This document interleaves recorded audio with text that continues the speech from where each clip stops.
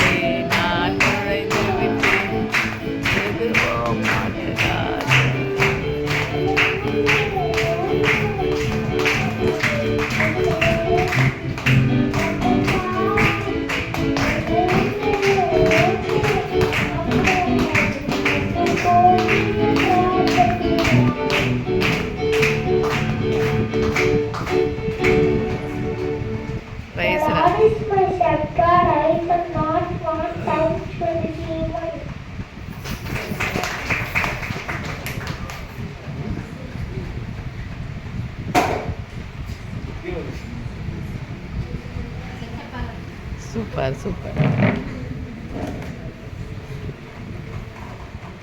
நல்லா சத்தமாக பாடினேன்ல ஸ்ரீகா.